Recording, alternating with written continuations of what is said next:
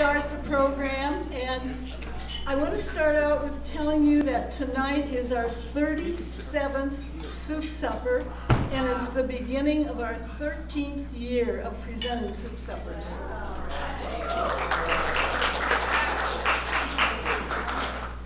And we're very fortunate tonight to have as our speaker Gary Gardner, a newly elected member of the Desert Hot Springs City Council.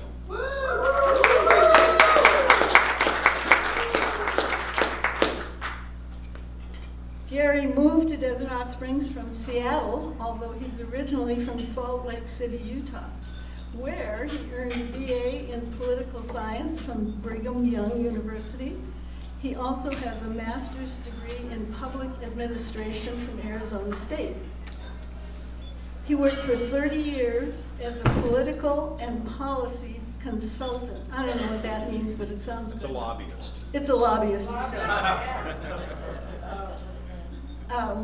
He also has worked as an on-air personality for radio and TV stations.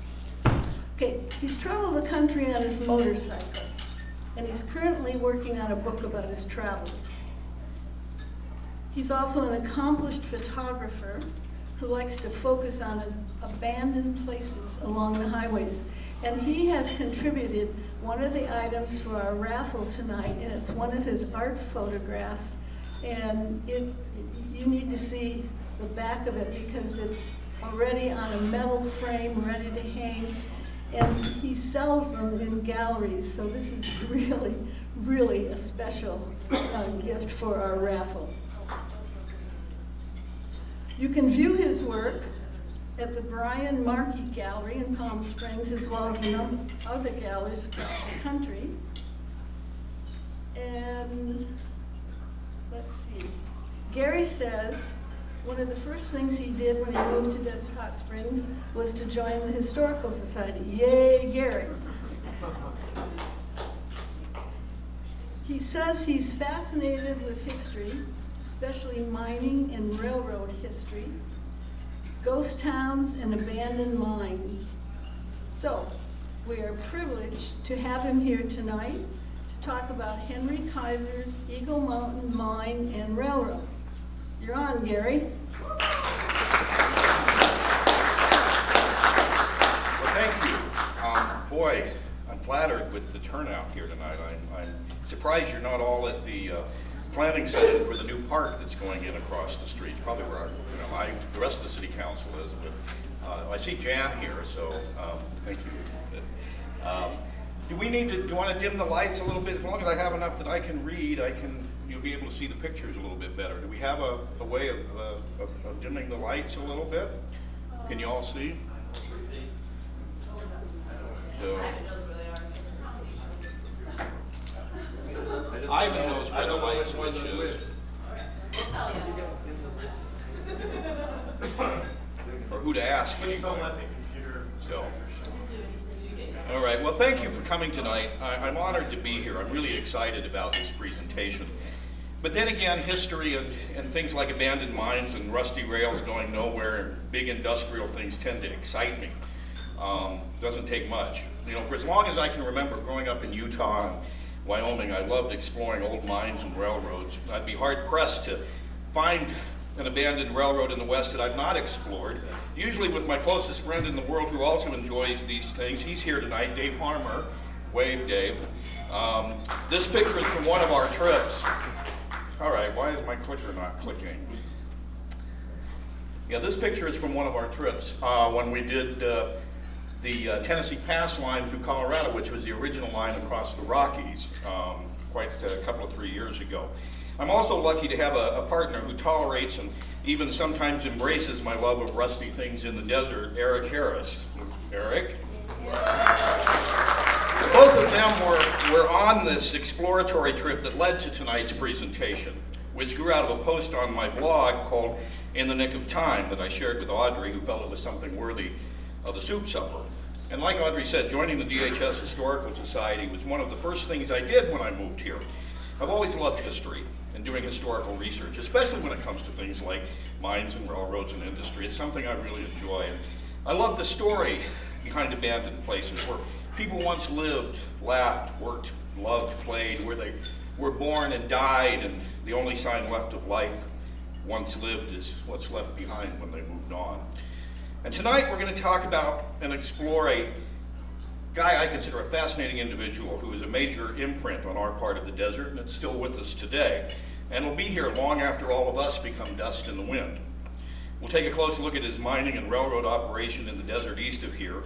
A lot of the pictures you'll see tonight I took, some of which are available in galleries, and the rest were grabbed off the internet. And you know, you'll know the old history ones, obviously, that are older than me. I didn't do. I first became intrigued with this mine and railroad when I began wintering in the desert when I retired in 2013. One day while I was on a motorcycle trip over to Phoenix for a few days, headed east on the 10, I crossed over some rusty railroad tracks out near Desert Center. Like I said, there's nothing like a set of rusty railroad tracks that makes me want to go explore and see where they go. So I exited off the 10 and turned my trusty bike Angus down and to the tracks, and the rusty sagebrush, creosote bush choked railroad grabbed my attention. And I remembered reading somewhere in the past that this was a line that went to an iron mine. And so I took these two pictures and I filed it away in my mind for a time when I could do some research. And as we all know, historical research tends to be like going down a rabbit hole. You never know where you're going to end up. And if you spend any time looking into the 20th century history of our area, you come across the name Henry Kaiser. Kaiser was born in 1882 in upstate New York to some German immigrant parents. He worked as an apprentice photographer early in life, but by the time he was in his 20s, he'd used his savings to move to Washington State, where he started a construction company that made its fortune building and paving roads for the state of Washington. And then he married his wife Bess, who was from Spokane. His firm grew in the early 20s, even building roads in Cuba, but his big break came when he joined forces with 5 other companies to form a major construction company called Six Companies, Inc., who built Hoover Dam. His name is still very prominent on the construction plaque at Hoover Dam.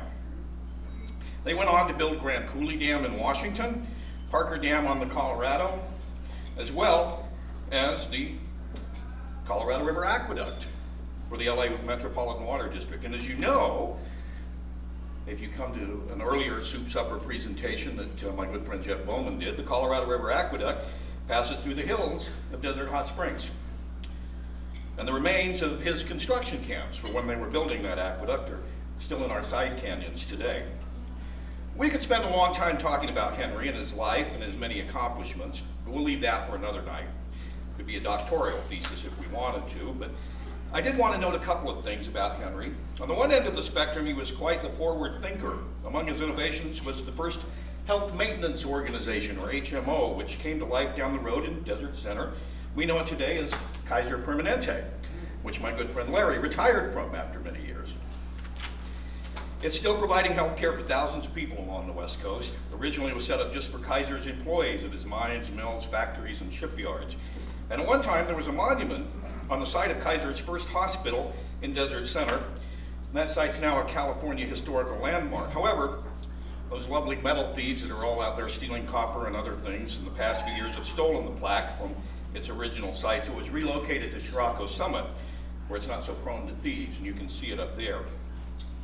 And on the other end of the political spectrum, good old Henry was the inspiration for Ayn Rand's novel Atlas Shrugged. In her notes, she took the train out to see Kaiser's operations when she was researching the novel, and in a nod to his help, she named the steel magnate Henry, and the blast furnace in his novel was named Bess, which was Kaiser's wife.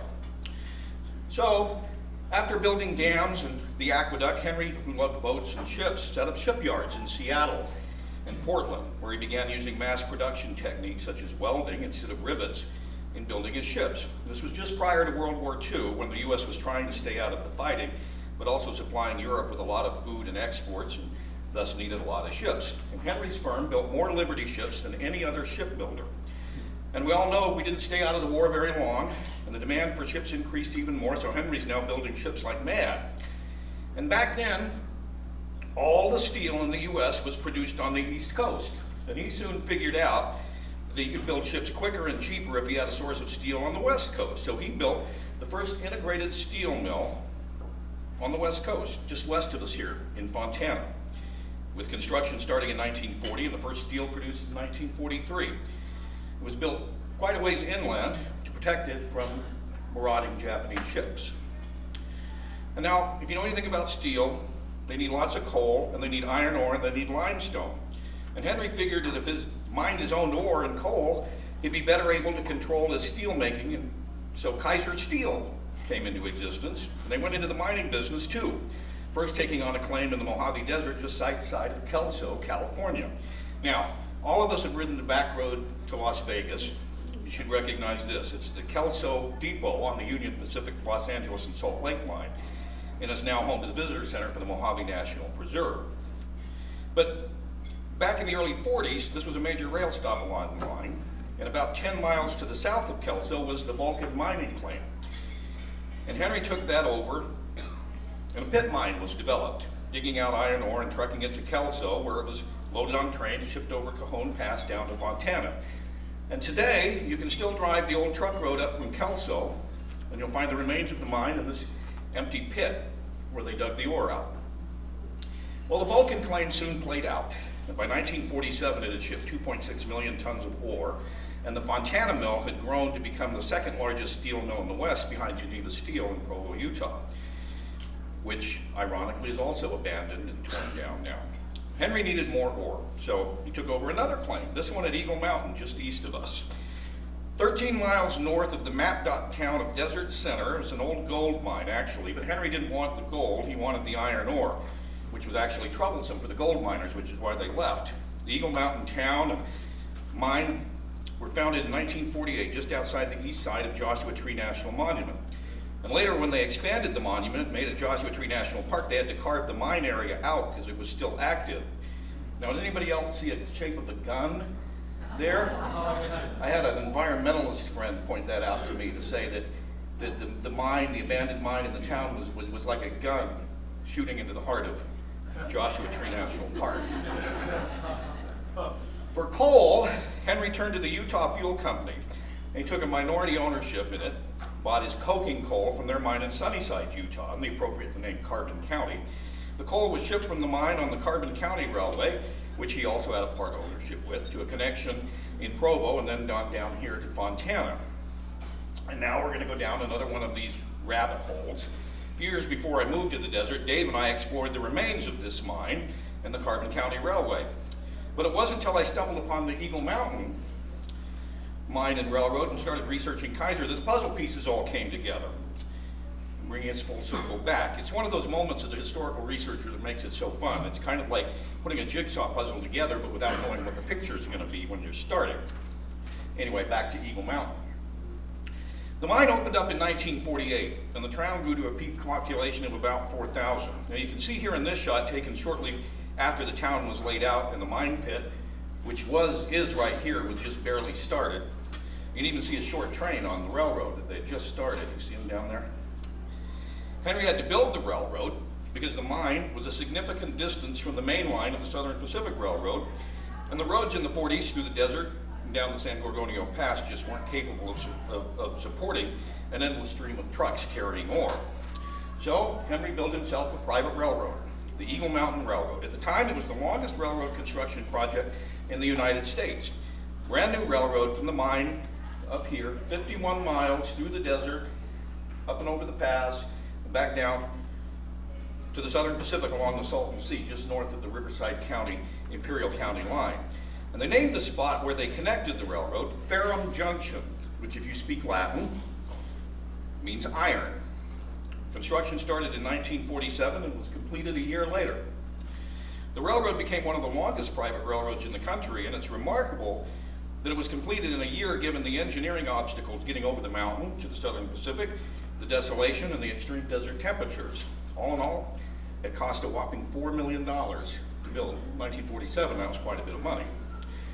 At the height of production in the early 1960s, when the mine was going like crazy, they would run two 100-car ore trains from the mine each day. One would go to the mill at Fontana, the other would go to the port of Long Beach for shipment to some overseas mills. The Eagle Mountain Railroad would haul the trains to Ferrum, where the Southern Pacific would forward them on to Montana or Long Beach, and then they'd bring the empties back. The Eagle Mountain Railroad would haul them back to the mine for reloading. The ore cars, which you see there along the siding, this is at Ferrum, where they come down from the mountain and they park them there, and the Southern Pacific would then come pick them up, were used in captive service only for the mine, and they were built by the Southern Pacific Railroad up in Sacramento. They also built a couple of cabooses, or caboose, I don't know what the plural of it would be, one of which is displayed in a little park off of the I-10 at Desert Center, and it's still there with some trees growing out of it and some graffiti, and it's the main road to the Eagle Mountain Mine. The railroad was entirely single track, which meant only one train at a time could go, with the exception of a mile-long siding at the top of the grade about halfway between the mine and the sea, where trains could pass each other. They start at milepost 1 at Ferrum, ending at milepost 51 at the mine. Coming down from the mine past the town was the steepest part of the line at about milepost 47 with a 2.1% grade. This section is called Caution Hill because all the loaded trains coming down from the mine had to wait at the bottom of the grade for 5 minutes to cool their brakes for a runaway in case the brakes failed. This train is sitting at the bottom of Caution Hill waiting for its brakes to cool. If you look, there's some smoke back there at the end of the train. You see the mine up there in the background. And yet, here's another puzzle piece in our historical jigsaw puzzle, our portrait of Henry and his impact on our area. Now you see this bridge here? It's really not over a wash or anything natural at all. It's over the Colorado River Aqueduct. It was thought that the heavy trains might damage it, so they built a bridge over it. Who built the aqueduct? Henry Kaiser. So here we see two of his projects crossing each other. In the 1970s, steel production in this country waned, environmental concerns, and steel imports from foreign countries. And so the Fontana Mill didn't have such a ferocious appetite for ore anymore, and they started abandoning bits and pieces of it, closing it off. From the early 70s till the early 80s, one 100-car train was dispatched every day. And by 1981, half the Fontana Mill was idle, and Kaiser announced the closure of the mine and the mill itself. And so nowadays, you can see when they closed half of it off, it's a NASCAR track down in Fontana, and they put some industrial buildings down here. And by this time, there's nobody left at the mine, nothing's coming down, and the town of Eagle Mountain dwindled to about 150 people. 1982, the post office closed, shipments were down to 3 to 5 trains a week with as few as 40 cars. The mine itself closed in 83, but shipments of already mined ore continued till the mill closed in 85. And there was still a fair amount of leftover ore at this point, which was shipped to Long Beach for sale overseas over the next year, until it too was all gone, with the last ore train running in March of 1986. And shortly after that last run, the railroad was set for a movie. In March of April of 86, Touchstone Films, a Disney subsidiary, filmed the movie Tough Guys. Anybody remember that movie? It was a big hit. I'm being sarcastic here, but it was a comedy that starred Burt Lancaster, Kirk Douglas, Eli Wallach, and Dana Carvey. It was the final collaboration for Burt and Kirk Douglas. They played a pair of train robbers who have been released from prison after 30 years. Unable to survive in the changed world, they decided to rob the same train they robbed 30 years ago. And at the end of the film, they hijacked the Gold Coast Flyer, owned by this restored Southern Pacific steam locomotive, and run at full throttle towards the Mexican border. There's old Kirk standing on top, headed up the pass, pretending to be the Mexican border. Through the early 90s, Kaiser Ventures did some minimal maintenance on the railway to keep it up in case the market turned around. But some large storms in the mid-90s washed out large sections of the tracks, and since then, nothing's happened. Well, the end had come for the Eagle Mountain Mine and Railroad. You see both of them there in the background. The rails in the mine sat out there waiting and rusting in the desert for the next 32 years. And there have been some projects proposed. A huge landfill for the mining pits was something that was debated for quite some time.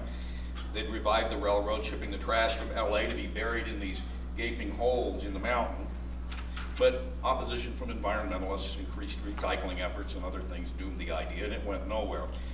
And now there's talk of using the pits for an energy project, storing water in the upper pit here and then running it into the lower pit down there to generate electricity during high demand times when solar and wind power aren't being produced, and then using solar power to pump the water back up to the upper pit. In effect, kind of like a big battery out there, but it's a way of generating green energy. But there would be no need for the railway. This view is from Joshua Tree. There's a road up at the top of Joshua Tree. If you take the Cottonwood entrance out and you see a road called Black Mesa or Black Canyon Mine, it'll take you to that overlook. Now jumping ahead to 2013, when I first saw those tracks headed across the desert, I started digging into the history. In 2016, when I moved here full-time, Dave and Eric and I set out on a little expedition to explore what was left of the mine. We spent an entire Saturday out 4x4ing in the Hummer across the desert, following the tracks, seeing what was left of the Eagle Mountain Mine, the town of Eagle Mountain, and the Eagle Mountain Railroad. The town is now completely fenced off, as is the mine. You can see a little bit through the fence, and there's some holes that you can shoot through, but it's secure. And we couldn't find anybody to let us in. But the railroad's out there, and we spent the day following it. There's some pretty wild washouts, and the power of the water twisting and bending the rails, which made for some really cool photographs. There's some abandoned structures along the line where they had maintenance vehicles and things like that. And there's this spectacular spindly trestle over the Salt Creek Wash, the highest and longest on the railroad. In many places, the tracks were in absolutely fine condition, ready for a train to roll down them, complete with crossing warning signs. Yet in a lot of other places, it was completely washed out or covered with sand. At the end of the line down in Ferrum, you don't even connect to the Union Pacific Main Line anymore. UP disconnecting the tracks when they double-tracked the area a few years ago. They neglected to even tell the Kaiser people that they'd done so. So for 32 years, almost longer than they were used, the tracks sat out there quietly, rusting, baking out in the desert. No rumbling locomotives, no clickety-clack of the wheels over rail joints, no horns blowing for the occasional crossing, just an iron road to nowhere, marching across the Mojave Desert, serving no one. It's a very sad ending to a mine and a railroad that were a significant factor in the growth and prosperity of Southern California, and a reason for the explosive growth in those post-war years. But you know, the story doesn't end there. It actually kind of gets a little bit sadder. A month after Dave and I and Eric explored the length of the old Eagle Mountain, Eric and I were headed back from the Frida Kahlo exhibit at the Phoenix Art Museum, and we decided to stop again and do some more exploring and photography, and we were quite surprised. We exited off the 10 and found that somebody had come along and pulled up all of the spikes, all the railroad joints, removed all the fasteners, and as we got closer and closer to the mine itself, there were backhoes and crawlers removing the rail itself. You know, it's understandable that what's left of the Kaiser Industrial Empire would want to recoup some value. That's an awful lot of steel out there, and it has significant scrap value. 51 miles of railroad can be recycled into an awful lot of new steel things. The line would never be used again, so why not get something of value? So pulling it up makes economic sense. So through the summer of 2017, bit by bit, mile by mile, the old Eagle Mountain Railroad was torn up. The rails lifted, the wooden cross ties dug up and carted away. You can see some mountains of ties and rails stacked up off the 10 at Desert Center still. They even took away the ties and culverts from one of the washouts. So that's just completely gone now, except for the old road bed. The tracks sat unused for nearly more years than they were used, and now they're almost gone as well. And if we keep taking them up, in another 30 years, there'll be no trace left of the old Eagle Mountain Railroad, just the ghost of the old road bed. A slight scar across the landscape and an occasional old mile marker, pretty much meaningless now. But it's still an enjoyable drive, and today you can drive along much of the old rail bed as it climbs up to the summit. No ties or rails to impede you, and you can use your imagination and pretend you're an engineer on a 100-car Kaiser steel ore train driving across the beauty of our Mojave Desert. Eric and I have driven across much of it we can in the Hummer from the Red Cloud Mine exit off of I-10 westward, just about 15 miles, till we came to a giant washout that even the trusty Hummer couldn't quite make it across. The company taking up the track stopped just a little bit past that washout. Roadbed and even crossing signs and tracks are still there all the way down to Ferrum. These guys were ambitious and they built stuff on the cheap, but it lasted. The pole is an old rail that they painted white. You hit that thing, you're going to wreck your car more than knock it over. It's not going anywhere. I'm not sure if or when they'll keep taking things down on the rest of the tracks now, but 15 miles of track remain, and it's in pretty good shape, except for a few washouts. It's a testament to how well it was constructed, too. As you recall, those tracks I said were first laid in 1947, and upon close inspection of the rails that are still left, much of the line was relaid with heavier new rail in the 60s, the height of production when the mine was running 2 100-car trains a day loaded with ore and 2 trains back.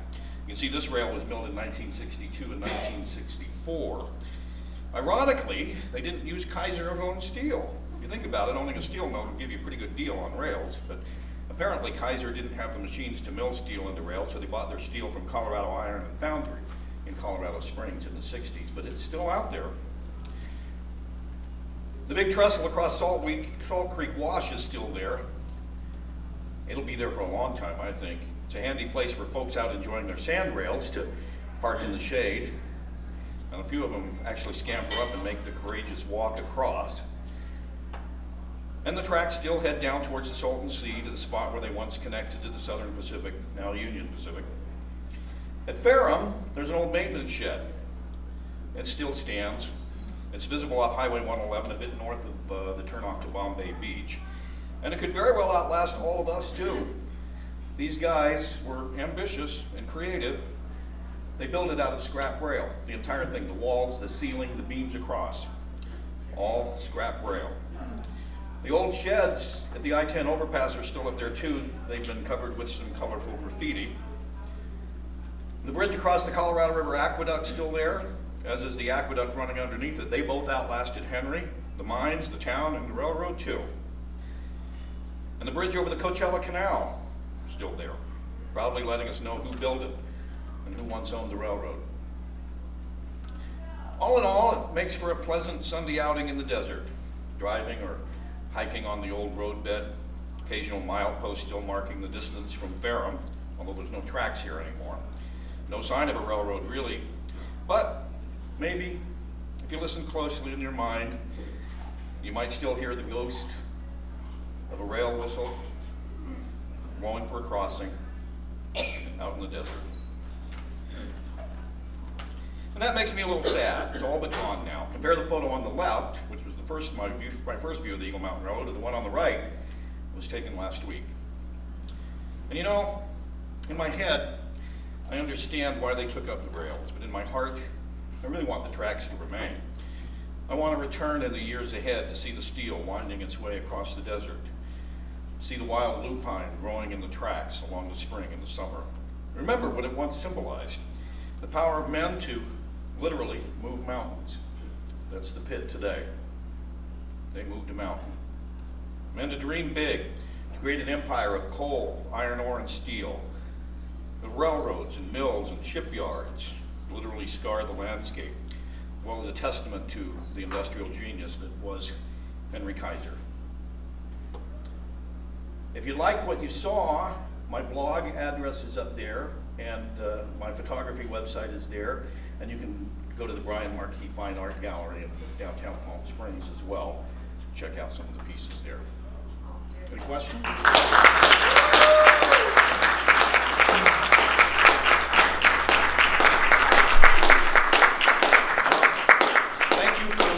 Staying awake, and I think it's time for our raffles, right? No questions? Yes. No questions. Anybody have any questions? Oh, way back there. I'm sorry. Oh, it's okay. One of your earlier photographs showed kind of a camp that was Kaiser's. Yeah. Was that camp Purdue? That was one of the construction camps. There was a cement plant there, and it's up. If you live over by oh, I'm drawing a blank now. The country club, by Mission Lakes Country Club, the canyon that goes up the side of that, up Little Morongo Road. If you follow it up and keep going up, you'll run into that. And That's where that's at. And it was at one time a cement mixing plant for the canal, which actually runs in a tunnel almost all the way from Scirocco Summit through the hills, all back through here. And that's where you find those big hatches, and there's some vent pipes and a few other things that'll be marked CRA with a set of numbers on it, which will tell you how many miles it is from Parker Dam. But it goes through there, and that entire canal, especially when it comes west and goes underneath underneath Indian Canyon and heads over towards the Whitewater area, that's all in a cement-lined trench that's then been covered with dirt, and so they had to have a place to mix the cement, and that's where they, that's where they did that. I see.